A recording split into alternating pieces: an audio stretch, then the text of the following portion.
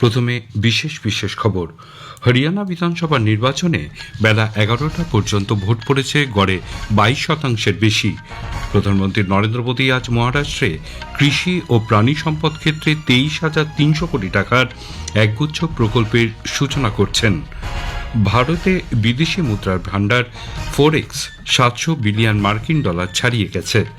ছত্তিশগড়ের নিরাপত্তা বাহিনীর সঙ্গে মাওবাদী সংঘর্ষে মৃতের সংখ্যা বেড়ে হয়েছে ৩১।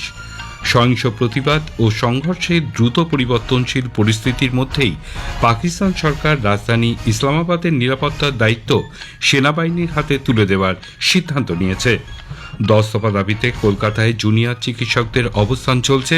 আজ রাত 8:30টার মধ্যে দাবি দাওয়া পূরণ না হলে আমরণ অনশনের হুঁশিয়ারি তাদের। আসছি বিস্তারিত খবরে। কড়া নিরাপত্তার মধ্যে দিয়ে 90 আসন বিশিষ্ট হরিয়ানা বিধানসভা নির্বাচনের আজ ভোট গ্রহণ পর্ব চলছে।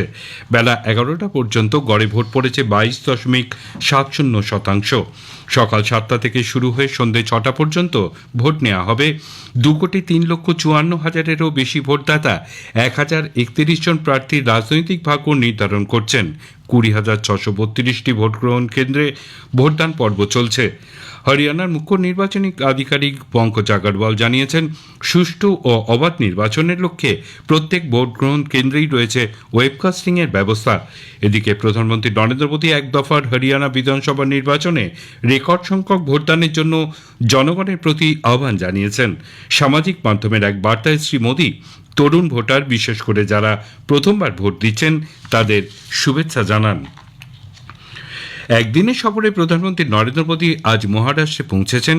সফরকালে তিনি ওয়াসিমে কৃষিজ ও প্রাণী সম্পদ ক্ষেত্রে 23,300 কোটি টাকার বিভিন্ন কর্মসূচির সূচনা করছেন।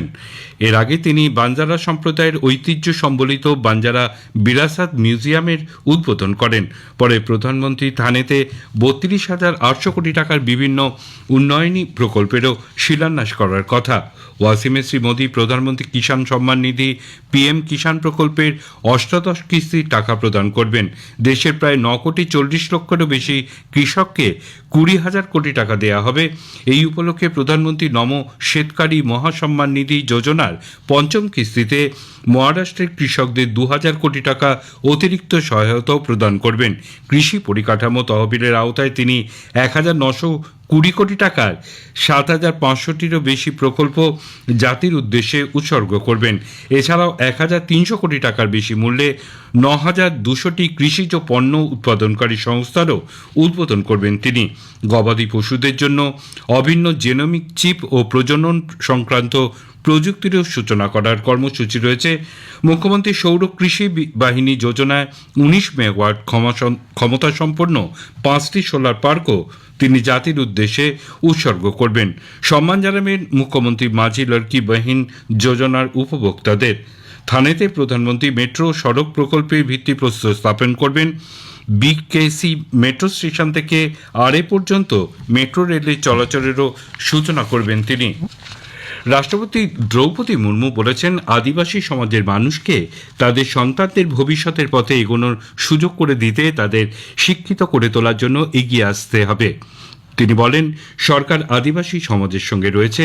রাষ্ট্রপতি মুর্মু গতকাল রাজস্থানের বানসওয়ারার মানগড় গ্রামে ধামে আদি গৌরব সম্মান সমারোহে ভাষণ দিচ্ছিলেন। এই সম্মান প্রাপকদের প্রত্যেককে রাষ্ট্রপতি অভিনন্দন জানান।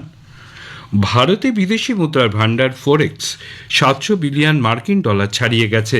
চীন, জাপান ও সুইজারল্যান্ডের পর ভারত হল চতুর্থ অর্থনীতি যারা এই গৌরব অর্জন করল।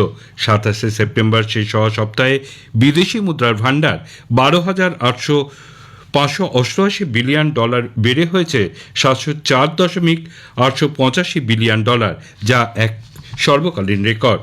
তার আগের অর্থাৎ 20 সেপ্টেম্বর শেষ হওয়া সপ্তাহে মুদ্রা ভাণ্ডার 280 কোটি ডলার বেড়ে দাঁড়ায় 692.3 ডলার। ফরেক্সের এই ঊর্ধ্বগতি বিশ্বব্যাপী আর্থিক মন্দা ও অস্থির আন্তর্জাতিক বাজারে ভারতের অর্থনৈতিক অবস্থান আরও স্থিতিশীল করে তুলতে সহায়ক হবে বলে আশা করা হচ্ছে। ছত্তিশগড়ের নারায়ণপুরের অবুজমত এলাকায় গতকাল নিরাপত্তা বাহিনীর সঙ্গে মাওবাদীদের সংঘর্ষে মৃতের সংখ্যা বেড়ে হয়েছে 31। সংঘর্ষ অঞ্চল থেকে পুলিশ আজ সকালে 3 মাওবাদীর দেহ উদ্ধার করেছে। গতকালই 28 মাওবাদীর দেহ উদ্ধার হয়। নারায়ণপুর ও দান্তেওয়াড়া জেলার সীমান্তের কাছে নেন্দুর থুলথুলি এলাকার জঙ্গল অঞ্চলে মাওবাদীদের উপস্থিতির খবর পেয়ে জেলা সংরক্ষিত বাহিনী ও বিশেষ টাস্ক ফোর্স যৌথ অভিযান চালানোর সময় দুপক্ষের মধ্যে গুলি বিনিময় শুরু হয়। নিরাপত্তা বাহিনীর সংঘর্ষস্থল থেকে AK-47 rifle, self loading rifle এবং অন্যান্য অস্ত্রশস্ত্র উদ্ধার করেছে। তল্লাশি অভিযান এখনও চলছে। জম্মু কাশ্মীরের উত্তর কাশ্মীরের কুপওয়ারা জেলার সীমান্ত অঞ্চলে গুগালধারে অনুপ্রবেশের চেষ্টা ব্যর্থ করে দিয়েছে নিরাপত্তা বাহিনীর জওয়ানরা। সেনা জঙ্গি সংঘর্ষে 2 অনুপ্রবেশকারী জঙ্গি মারা পড়েছে। গোপন সূত্রে অনুপ্রবেশের চেষ্টার খবর পেয়ে গতরাতে ভারতীয় সেনাবাহিনী এবং জম্মু কাশ্মীর পুলিশ যৌথ অভিযান চালালে দুপক্ষের মধ্যে গুলির লড়াই শুরু হয়। প্রচুর পরিমাণ অস্ত্রশস্ত্র উদ্ধার হয়। তল্লাশি অভিযান এখনও চলছে। বিস্তারিত খবর এখনও পাওয়া যায়নি। জাতীয় তদন্তকারী সংস্থা আজ জম্মু কাশ্মীর, উত্তরপ্রদেশ, অসম এবং দিল্লি সহ মোট 22টি অঞ্চলে তল্লাশি অভিযান চালাচ্ছে। জঙ্গি সংগঠন জেইশ ই মোহাম্মদের সঙ্গে যুক্ত থাকার ঘটনায় এই তল্লাশি অভিযান বলে জানা গেছে। এই খবর শুনছেন আকাশবাণী থেকে।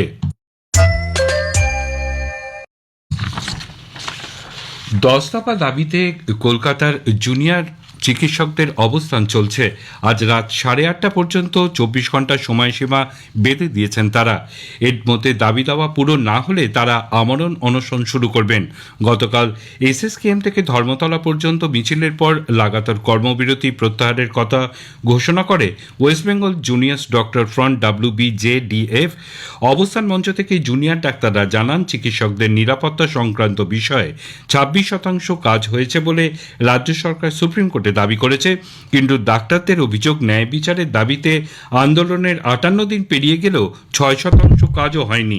গতকাল পুলিশের চাপে ডেকোরেটরি কর্মীদের অবস্থানের জন্য মঞ্চ বাঁধার কাজ না করে ফিরে যান বলে জুনিয়র চিকিৎসকরা আরও দাবি করেন। শেষ পর্যন্ত নিজেরাই মঞ্চ বাঁধেন তারা।